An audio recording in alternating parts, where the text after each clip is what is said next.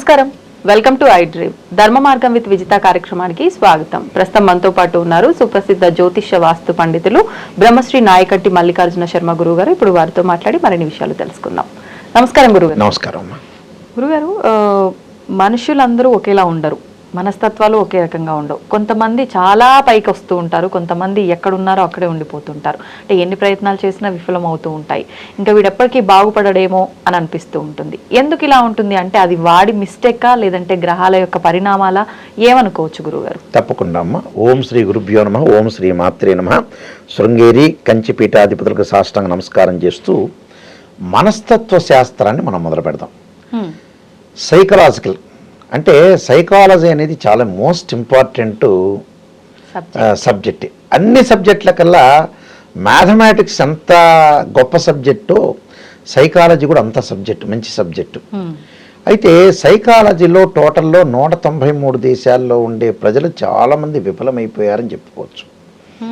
దానికి కారణం ఏంటంటే మనం రోడ్డు మీదకి వెళ్తే ఎగ్జిట్ పోల్ సర్వేలు చూసినా ఏది చూసినా కూడా గ్రహాల యొక్క గమనము, అలానే ఆస్ట్రాలజీ, సైకాలజీని 3 మిక్స్ చేస్తే ఓపిక లేదు మనిషికి, తపన లేదు, ఓపిక లేదు.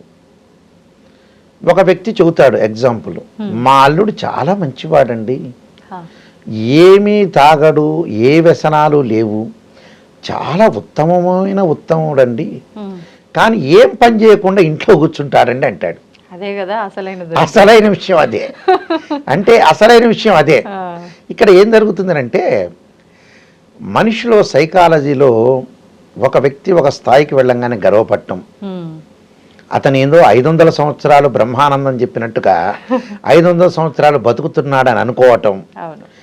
మనం ఎప్పుడైతే పుట్టామో పుడుతున్నామో ఆ నిమిషమే మన జీవిత చరిత్ర రాసిపెట్టాడు బ్రహ్మ. ఎంబటే జీవిత చరిత్ర రాసి పెట్టాడంటే మరణాన్ని రాసి పెడతాడు బ్రహ్మ. చాలామంది ఏమనుకుంటాడంటే ఒక తలరాతలో రాసేటప్పుడు అందరివి కూడా ఈ 193 దేశాల్లో అందరివి కూడా ప్రతి ఒక్కళ్ళవి రాస్తున్నారనేది అని అనుకుంటారు. కాదు, అందరివి రాయటానికి టైం ఏమి ఉండదు. అక్కడ కొన్ని కోట్ల జీవులు. బ్రహ్మ రాసిన రాత ఏమిటంటే బ్రహ్మ ఏం రాస్తాడంటే సహజంగా మానవుడికి అందరికీ కూడా ఏ మానవుడికి రాయడు అసలు. ఏం చెప్పాడు అంటే బ్రహ్మ ఒకటే సెంటెన్స్, వాక్యం ఒకటే. ఏం వాక్యం అంటే మనిషిగా పుట్టిన తర్వాత బ్రహ్మ రాత అనేది నేను తలరాత రాయను, పూర్వజన్మలో ఉండే కర్మ ఫలితాన్ని బట్టి ఆ కర్మలో ఉండే దోషాలు పోవటానికి మీరు యజ్ఞయాగాది క్రతువులు చేయండి అని బ్రహ్మ చెబుతాడు. అంతే, హింట్ ఇస్తాడు. బ్రహ్మ రాసిన రాత కాదు. బ్రహ్మ అందరికీ చిట్టాపద్దుల్లాగా రాయడు. ఆ బ్రహ్మ పూర్వజన్మలో ఉండే కర్మ ఫలితం తొలగించడానికి మీరు దాన ధర్మాలు యజ్ఞయాగాది క్రతువులు చేయండి అని మాత్రమే ఒకటే సెంటెన్స్ చెప్పాడు అందరికీ కూడా అలా చెయ్యండి మీకు మంచి జరుగుతుంది అన్నాడు. అంతే. ప్రతి వాళ్ళకి కూడా ఈ రామకృష్ణారావు గారు సరూర్ నగర్లో పుడతారు, ఈయనకి ఎంతమంది పిల్లలు, ఈయన ఈరోజు వెళ్తాడు, ఈయన ఇలాంటివి ఏం రాయరు. అది రాంగ్. అది బ్రహ్మ రాసిన రాతను నేను చెరపలేను, కానీ నేను రాసిన రాతను నేను చెరపలేను, కానీ యజ్ఞయాగాది క్రతువులు దాన ధర్మాలు చేయండి, పూర్వజన్మలో ఉండే కర్మ ఫలితం అంతా తొలగిపోతుంది అనే మాట మాత్రమే రాశాడు ఆయన. ఒక మార్గదర్శకాన్ని, ఒక రోడ్ మ్యాప్ చెప్పాడు. వీళ్ళు ఏం చేస్తున్నారు, ప్రజలు భగవంతుడు చూడలే, భగవంతుడు కళ్ళకి గంతలు కట్టుకున్నారు, నేను రోజు చక్కగా తిరుపతి వెంకటేశ్వర స్వామి దగ్గరికి వెళ్ళి, శ్రీశైల మల్లికార్జున స్వామి దగ్గరికి వెళ్ళి, అన్నవరం వెళ్ళి చక్కగా ఆయనకి పూజలు పునస్కారాలు గంటలు చేసేస్తే, మా తల్లిదండ్రులు తీసుకెళ్ళి వృద్ధాశ్రమంలో పడేస్తే హ్యాపీగా ఉంటుంది, భగవంతుడు చూడలే, కళ్ళు మూసుకున్నాళ్ళే అనుకుంటారు. వీళ్ళు మానవులు మహా తెలివిగల వాళ్ళు కదా, మామూలు వాళ్ళు కాదు, మోనార్కులు కదా మనోళ్ళు. భగవంతుడు చనిపోయిన తర్వాత యమధర్మరాజు యమలోకానికి, అంటే స్వర్గ నరక లోకాలు ఉంటాయి. ఏదైతే స్వర్గలోకంకి వెళ్ళంగానే యముడు ఉంటాడు, ఎగ్జామినేషన్ పేపర్ చూస్తాడు. చూసి ఈ రామకృష్ణారావు అనే అతను శ్రీశైలానికి 100 సార్లు వెళ్ళాడు, మరి తిరుపతికి 1,00,000 సార్లు వెళ్ళారు, అన్నవరానికి తెగ వెళ్ళాడు, పూజలు పునస్కారాలు ఇంట్లో అసలు వాళ్ళ దేవుడి గదే మొత్తం అగరబత్తీలతో నిండిపోయిందని అనుకున్నా అని ఒక లిస్ట్ వస్తుంది, ఎగ్జామినేషన్ పేపర్ చూస్తాడు. వెరీ గుడ్ అంటాడు యముడు. 100కి 100 మార్కులు, భలే పూజ చేశాడు ఈయన, నన్ను కూడా బాగా పూజ చేశాడు. ఈ పేపర్ మళ్ళీ శివుడి దగ్గరికి వెళ్తుంది, పరమేశ్వరుడి దగ్గరికి. వెళ్ళంగానే అమ్మ ఆయన ఏం చేస్తాడంటే మళ్ళీ వెనక పేపర్ తిప్పుతాడు. తల్లికి అన్నం కూడా పెట్టలేకపోయాడు, తండ్రిని కూడా ట్యాబ్లెట్ ఇప్పించలేకపోయాడు, తండ్రి రుణాన్ని కూడా ఇతను తీర్చుకోలేకపోయాడు, తల్లి రుణాన్ని తీర్చుకోలేకపోయాడని ఐఐటిలో ఎప్సెట్లో ఐఐటిలో మైనస్ మార్కులు ఉంటాయి. అంటే ఒక పేపర్, ఒక ఎగ్జామ్ కరెక్ట్, ఒక క్వశ్చన్ రైట్ రాసిన తర్వాత ఆన్సరు, ఇంకో ఆన్సర్ కూడా తప్పు రాస్తారు. ఆ రైట్ రాసిన ఆన్సరు, తప్పు రాసిన ఆన్సర్ ఎక్కడైతే ఒకటో ఆన్సర్ ఏమో కరెక్ట్, రెండో ఆన్సర్ ఏమో రాంగ్ రాస్తారు. ఈ రెండింటిని కొట్టేస్తారు, 0 మార్కులు వేస్తారు. ఐఐటిలో మైనస్ మార్కులు అంటారు దాన్ని. అలానే భగవంతుడు ఏం చేస్తాడు, తిరుపతికి వెళ్ళావు వెరీ గుడ్, శ్రీశైలంకి వెళ్ళావు వెరీ గుడ్, కానీ తల్లిదండ్రులు అన్నం పెట్టల, ఇక్కడ మైనస్ మార్కులు పడతాయి. మొత్తాన్ని పేపర్ కొట్టేసేసి 0/100 వేస్తాడు. అంటే ఏ కార్యాలు చేసినా భగవంతుడు తల్లిదండ్రులను ప్రేమించాలి. మాతృదేవో భవ పితృదేవో భవ. భగవంతుడు ఉన్నాడో లేడో ఎవరికి తెలియదు ప్రపంచంలో. మన వాళ్ళు కూడా ఈ మధ్యకాలంలో ఏం చెబుతున్నారంటే రకరకాల జ్యోతిష్యులు కానీ దేవుడు కల్లో కనపడితే వచ్చి టీవీ ఛానల్ ముందు కూర్చుంటారు ఎవడన్నా. దేవుడు కల్లో కనపడితే ఎవరు కూర్చోరు, డబ్బు గురించి వ్యామోహం గురించి ఉండరు. వెంబడి హిమాలయ పర్వతాలకు వెళ్ళి అక్కడ తపస్సు చేసుకుంటారు. భార్యని వైరాగ్యం వస్తుంది, ఆ తేజస్సును చూడలేరు. ఆ తేజస్సు చూసి జాతకాలు, కన్సల్ట్ ఫీజు, జాబు, వ్యాపారాలు, రాజకీయంగా ఉద్యోగాలు ఇలాంటివి ఏం చేయరు ఎవరు కూడా. ఇదంతా పెద్ద డూబ్ అది. అది అలాగ భగవంతుడు కనపడ్డు, ప్రైమ్ మినిస్టరే కనపడ్డు, భగవంతుడు ఏం కనపడతాడు? ఓ ముఖ్యమంత్రే కనపడ్డాడు, మినిస్టరే కనపడ్డు, భగవంతుడు ఎందుకు కనపడతాడు? రాకెట్లో వెళ్ళినా కనపడ్డు, ఎక్కడికి వెళ్ళినా కనపడ్డు ఆయన. అలాగా భగవంతుడికి కావాల్సింది ఏంటంటే మంచితనం. ఇప్పుడు భగవంతుడికి పులిహోర దద్దోజనం పెడతారు, బంగారు ఆభరణాలు ఇస్తారు. ఒకవేళ ఆయన తీసుకుంటే మన వాళ్ళు పెట్టరు. ఆయన తీసుకున్నాను ఇంకో, తిరుపతి వెంకటేశ్వర స్వామి తీసుకున్నాను ఇంకో, పెట్టరు. అలాగా ఇక్కడ సైకలాజికల్లో ఎలాంటి ప్రాబ్లమ్స్ వస్తాయంటే ఒక తల్లిదండ్రులు ఆలోచన చేసే తత్వంలో కూడా లోపం ఉందండి. ఒక అమ్మాయికి అబ్బాయికి కానీ డైవర్స్ జరిగిన తర్వాత సరిగా ఆస్ట్రాలజర్ని అప్రోచ్ కారు. నిజమే ఎందుకు జరిగింది దాని కారణాన్ని వెతకరేళ్ళు. వెతకకుండా ఏం చేస్తారంటే ఇంకోసారి ఆ అబ్బాయికి పెళ్లి చేస్తారు. మళ్ళీ డైవర్స్ అయింది అనుకోండి, మళ్ళీ కారణాన్ని వెతకరు. కారణం వెతక్కపోవడానికి కారణం ఏంటంటే 2-3 కారణాలు ఉన్నాయి మనిషి సైకాలజీలో. డబ్బు గురించి ప్రయారిటీ ఎక్కువగా ఇస్తున్నారు. డబ్బే మంచి చేస్తుంది, చెడు చేస్తుంది. అక్కినేని నాగేశ్వరరావు గారు చెప్పినట్టుగా ఒక సినిమా మంచి చేస్తుంది, ఆ సినిమా మంచి చేస్తుంది, చెడు చేస్తుంది. ఆ సినిమాలో మనం తీసుకోవాల్సింది తీసుకోవాలి. పవిత్ర బంధం సినిమా ఉంది వెంకటేష్ యొక్క పాత్ర చూడకూడదు. తర్వాత ఎలా మారారు, భార్యాభర్తల యొక్క బంధం విషయంలో చూడాలి అక్కడ. అంటే భార్యాభర్తల యొక్క బంధం ఎంత పవిత్రమైంది అనేది పాయింట్ చూడాలి అక్కడ. సైకలాజికల్గా మనిషి ఏం చేస్తాడంటే డబ్బు గురించి ఆశపడుతున్నాడండి. పిల్లల పెళ్ళిళ్ళు, మా ఇంటి దగ్గర ఒక అతను ఉన్నాడు, ఆయనకి ఒక 11 ఇళ్ళు ఉన్నాయి. పిల్లకి 1,50,000 2 లక్షల జీతం, గవర్నమెంట్ ఎంప్లాయీ. ఈయన 10 ఏళ్ళకి ఏం చేస్తారు, రెంట్ తీసుకుంటుంటాడు. అమ్మాయి పెళ్ళి అయిందనుకో, ఆ ఇల్లు, ఆ 2-3 ఇళ్ళు అల్లుడు గారికి వెళ్ళిపోతాయి.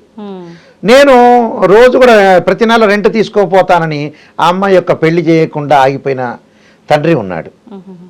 మ్యారేజ్ బ్యూరోలో డబ్బులు కట్టని వ్యక్తులు ఉన్నారు. మళ్ళీ వేరే చోటకి డబ్బులు ఖర్చు చేసుకుంటారు, యాపిల్ ఫోనో లగ్జరీనో వాటికి. ఇప్పుడు పిల్లగాడి పెళ్ళి, అమ్మాయి పెళ్ళి చాలా ఇంపార్టెంట్, వాళ్ళ చదువులు అవసరం, వాళ్ళ ఆరోగ్యాలు, దానికి ఫస్ట్ ప్రయారిటీ ఇవ్వాలి. వీళ్ళు ఇవ్వట్ల. మ్యారేజ్ బ్యూరో ఆయన 20,000 అడిగారు, 15,000 అడిగాడు. ఓపెన్గా చెబుతున్నా, 20,000 30,000 అడుగుతారండి. ఆయన హైదరాబాద్ నుంచి గుంటూరు వెళ్తాడు, ఖర్చు ఎవడిస్తాడు? ఆయన వైజాగ్ వెళ్తాడు, ఆయన ఖర్చులు ఎలా వస్తారు? ఒక అమ్మాయి అబ్బాయి చూడంటే, నువ్వు సెల్ ఫోన్ కొంటున్నావా ₹1,00,000 పెట్టి, మళ్ళీ ఇంకోటి నాటకం ఆడతారు మన వాళ్ళు, మేము భేదవాళ్ళమండి అని. ప్రతివాడి ఇంట్లో పెద్ద టీవీ ఉంటుంది, 60,000 సెల్ ఫోన్ ఉంటుంది. అది రోజు మినిమం ఎంత చిన్న వ్యక్తులైనా 40,000 సంపాదిస్తున్నారు ప్రతి వాళ్ళ నెలకి, మినిమంగా సంపాదిస్తారు. చిన్న పని వ్యక్తి దగ్గర నుంచి అందరూ సంపాదిస్తున్నారు. సరే అస్సలు భేదవాళ్ళు అయితే కట్టలేరు అనుకో. ఇక్కడ పిల్లల పెళ్ళిళ్ళు, డివోర్స్ జరిగినా, ఎవరైనా మరణించినా ఏమీ బాధపట్టాల. సైకలాజికల్గా మార్చుకున్నారు. నాకు పొద్దున్నే ఒక కాల్ వచ్చింది. నేను అబ్బాయి పెళ్లి గురించి ఆలోచన చేస్తుంటే ఆయన ఏం చేస్తున్నా అంటే, ఈ అబ్బాయి పెళ్లి కాకపోయినా పర్లేదు, ఈ అప్పులు తీరితే బాగుండని అంటాడు. నేను ఆలోచన చేసేది ఏంది, సరే అప్పులు నిదానంగా అబ్బాయి మంచి జాబ్ చేసుకొని తీర్చుకుంటాడు, ఏజ్ అయిపోతే పెళ్లి కాదని నేను ఆలోచన చేస్తున్నా. నేను ఎలా ఆలోచన చేశాను, ఆయన ఎలా ఆలోచన చేశాడో చూడండి. అసలు నిమ్మకు నీరెత్తినట్టున్నారండి ప్రజలు. ఓపెన్గా ఒక మనిషి చనిపోయినా ఏడవట్ల, పిల్లలకి డైవర్స్ అడిగినా ఏడవట్లేదు. కడుపు కోత అనేది తగ్గిపోయిందండి. సైకాలజీ మారిపోయింది, మనిషి యొక్క సైకాలజీ. ఒక కారు వస్తాడు, ఒక కారు నా కారు గుద్దాడు అనుకో, వాడు సారీ చెప్పడు, వాడే ఎదురు తిరుగుతాడు. చూడండి రాజకీయ నాయకుల గురించి ఎంత పిచ్చిగా, మా రాజకీయ నాయకుడు మా పార్టీ అంటుంటాడు. వాడేం వీడికి చేసేది లేదు, కనపడేది లేదు, వాడు పెట్టేది లేదు. ఓ సినిమా యాక్టర్ గురించి అభిమానం చూపిస్తే ఎంతవరకు? సినిమా చూడండి, రాజకీయ నాయకుడు ఓటేయండి, ఎవరు బెటరో చూసుకోండి అంతే. కానీ దాని మీద అభిమానం అనేది విచ్చలవిడిగా వెళ్ళిపోయి, ఇదే మందే తప్పు, స్వయంకృత అపరాధం. దేవుణ్ణి పూజ చేయటం, వాళ్ళని వృద్ధాశ్రమంలో పెట్టడం, దేవుణ్ణి పూజ చేయటం, ఎవడెవడికి అన్యాయం చేయటం. భగవంతుడు చూడండి, అంటే ఒక తప్పు చేసి ఒక ఒప్పు చేస్తే తప్పు ఒప్పులా మారిపోతుంది. బ్యాలెన్స్ అవుతుందని. బ్యాలెన్స్ ఏం కాదు. బ్యాలెన్స్ ఎప్పుడు బ్యాలెన్స్ అవుతుందో చెబుతా చూడండి. దేవుని పూజ చేసాం, పొరపాటున మిస్టేక్ చేస్తే బ్యాలెన్స్ వేరది. అయ్యో క్షమించండి అని మళ్ళీ సరిదిద్దుకోవాలి. సరిదిద్దుకోకుండా వాడికి తెలుసు, జ్ఞానం ఉంది, తెలిసినా కూడా పొరపాటు పడతాడు. అదే సైకాలజీ అండి. ఇక్కడ వాస్తవంగా ఏంటంటే ఇన్ టైంలో నిర్ణయం తీసుకోలేకపోవటం, ఇన్ టైంలో డాక్టర్ దగ్గరికి వెళ్ళకపోవటం, ఇన్ టైంలో పెళ్లి సంబంధాలు కుదర్చుకోకపోవటం. ఒక అమ్మాయి తండ్రి ఉంటాడు, అబ్బాయి ఇంటికి వెళ్ళాలంటే వెళ్ళడు, చదువుకు సంబంధం లేదు. ఐఐటీలో ఎంటెక్ చేసిన, ఎంఎస్ చేసిన నేను ఇలాంటి వ్యక్తులను చాలామంది చూశాను. ఎందుకని రీసెర్చ్ చేశాను నేను బాగా. ఎందుకు ఇంత చదువుకున్నారు? ఒక తల్లిదండ్రులు డాక్టర్, వాళ్ళకు ఒక అమ్మాయి ఉంది, వాళ్ళిద్దరు ఇంజనీర్స్, కానీ సంతానం వద్దంటారు వాళ్ళు. డబ్బులు మటుకు సంపాదిస్తారు, పొద్దున్నే లేస్తారు, 8:30 కల్లా సాఫ్ట్వేర్ కంపెనీకి వెళ్తారు. ఎందుకు ఆ డబ్బులు? పిల్లలు లేనప్పుడు డబ్బులు ఎందుకండి? మూసి నిద్రపోయటానికి కొంత మాత్రమే అవసరం. ఇలాంటి వాళ్ళు చాలామంది ఉన్నారండి, నేను చాలామందిని చూశాను. ఎందుకబ్బా అని అనుకున్నా. మళ్ళీ చదువుకున్న వాళ్ళే, వెల్ ఎడ్యుకేటెడే. చివరికి నేను రీసెర్చ్ చేసిన విషయంలో ఏంటంటే ప్రాపంచిక జ్ఞానం లేదు వీళ్ళకి. ఐఐటీలో ఎంటెక్ చేసిన, ఎంఎస్ చేసిన, డాక్టర్ అయినా, ఎవరైనా సరే ఎడ్యుకేషన్ నాలెడ్జే మాత్రమే ఉంటుంది. ప్రతి వాళ్ళు ఇప్పుడు ఇంటర్మీడియట్లో ట్రిగ్నామెట్రీ ఉంటుంది, ఫిజిక్స్లో థర్మోడైనమిక్స్ ఉంటాయి, న్యూటన్స్ లా, ఇవన్నీ చదువుతారు వీళ్ళు. కెమిస్ట్రీలో ఆర్గానిక్ కెమిస్ట్రీ, ఇనార్గానిక్ కెమిస్ట్రీ, బయాలజీలో కానీ జువాలజీలో కానీ ఇవన్నీ చదువుతారు. అంతా ఇంటర్మీడియట్లో క్యాలిక్యులస్, క్వాంటిటీ ఇవన్నీ తెలుసు మ్యాథమెటికల్గా, వేదిక మ్యాథ్స్ ఇవన్నీ తెలుస్తాయి. కానీ ప్రాపంచిక జ్ఞానంలో టోటల్గా మనిషి అట్టర్ ఫెయిల్ అయ్యాడు. అసలు విషయం ఇదే. ఇక్కడ న్యూటన్స్ ఫస్ట్ లా, సెకండ్ లా, థర్డ్ లాగా ఆర్యభట్ట జీరో కనిపెట్టినట్టుగా నేను ఒక సైంటిఫిక్ పరంగా నేను ఇది కనిపెట్టా. అప్పుడు నాకు భారతరత్నం కంటే ఎక్కువ అవార్డు ఇవ్వాలి. అంటే మనిషి ఫెయిల్ అయిపోయాడు. ఎందుకు అర్థం కాలేదండి, నాకు కూడా అర్థం కాలేదు. నిజమే. ఇప్పుడు ఒక అమ్మాయి పెళ్లి చేయాలి, అబ్బాయి పెళ్లి, తండ్రి యొక్క బాధ్యత ఏంటంటే ముందు ఫస్ట్ అది ప్రయారిటీ. నువ్వు నీ దగ్గర ₹1,00,000 ఉంటే నేనేం చేస్తాను, మ్యారేజ్ బ్యూరోలో కడతా, మంచి జాతకం చూసుకుంటా, దానికి కొన్ని పూజలు పరిహారాలు చేయించుకుంటా. నేను ఆ ₹1,00,000 పెట్టి యాపిల్ ఫోను, శాంసంగ్ ఫోను కొనను. నేను ఏది కావాలో అది చూసుకుంటా. నేను మా అమ్మాయికి మంచి కాలేజీ కావాలి, మంచి స్కూల్ కావాలి, దానికి నేను ఫస్ట్ ప్రయారిటీ ఇస్తాను. స్కూలు, కాలేజీ, పిల్లలకు బట్టలు, వాళ్ళకి ఆరోగ్యపరంగా డాక్టరు, భగవంతుడి యొక్క అనుగ్రహం, మంచి మ్యారేజ్ బ్యూరో, మంచి సంబంధాలు, ఇవి చూడాలి. ఇవి చూడకుండా లగ్జరీగా తిరుగుతున్నారు. మీకు ఒక రహస్యం చెప్పమంటారా? 1960లో 50లో ఉన్న పెద్ద మనుషులు, రైతులు కానీ, పెద్దవాళ్ళు కానీ, పెద్ద మనుషులు కానీ, ఉద్యోగస్తులు కానీ, వాళ్ళు భక్తితోటి వెళ్ళేవాళ్ళు అండి దేవుడి దగ్గరికి. 60లో నువ్వు ఏ గ్రామంలో తీసుకున్నా పాత పెద్ద మనుషులు ఇప్పుడు లేరనుకోండి, చనిపోయారు. రైతులందరూ కూడా, రైతులు కానీ మిగతా ఉద్యోగం వాళ్ళందరూ ఒక దేవాలయానికి వెళ్ళారంటే భక్తి శ్రద్ధలతో వెళ్ళేవాళ్ళు. ఆచారాలు కానీ ఏది కూడా ప్రతిదీ కూడా మంచిగా చేసుకునేవాళ్ళు పెద్ద మనుషులు. వాళ్ళందరూ 60లో, 70లో, 80లో, 90 వరకు అలా వెళ్ళారు పాపం. 2000 తర్వాత 95 దగ్గర నుంచి మారిపోయింది. దేవుడి మీద భక్తి కాదు, భయం. దేవుడు ఏం చేస్తాడో అని భయము అవసరం. లావాదేవీలు, బిజినెస్ లావాదేవీలు, అది అయిపోయింది. 2010 దగ్గర నుంచి మారిపోయింది. ఇది భక్తిగా, భక్తి కాదు, భయము కాదు, ఎంజాయ్మెంట్. హైదరాబాద్ నుంచి చక్కగా తిరుపతి వెళ్తే కర్నూలులో ఏ హోటల్లో భోజనం చేయొచ్చు. విశాఖపట్నం నుంచి తిరుపతి వెళ్ళే వాళ్ళు గుంటూరులో ఏ హోటల్లో భోజనం చేయొచ్చు, ఎంజాయ్మెంట్. ఎక్కడ వెజిటేబుల్ బిర్యానీ తీసుకోవాలా, ఎక్కడ టీ టైంలో టీ తాగాలా, కొన్ని హోటల్స్ మంచి హోటల్స్ ఉంటాయి, దానిలో ఎక్కడ భోజనం చేయాలా అంటే చిన్నపిల్లలకి పాత రోజుల్లో మేము గుంటూరులో చదివేటప్పుడు హాస్టల్స్లో ఈ గుంటూరులో రవి కాలేజీ, విజ్ఞాన్ కాలేజీ, తర్వాత నలంద, ఈ కాలేజీల్లో రామకృష్ణ కాలేజీ, కన్నారెడ్డి గారి, అలానే గౌతమ్ బుద్ధ, ఇలాంటి కాలేజీల్లో ఏం చేసేవాళ్ళు అంటే హోమ్ సిక్ హాలిడేస్ ఇచ్చేవాళ్ళు.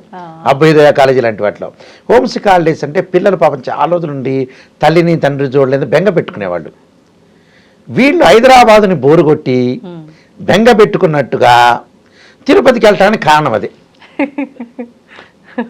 అలా జరుగుతున్నాయి. అంటే ఎంజాయ్మెంట్కు ఫస్ట్ ప్రయారిటీ ఇచ్చారండి, భక్తి భావం లేదు.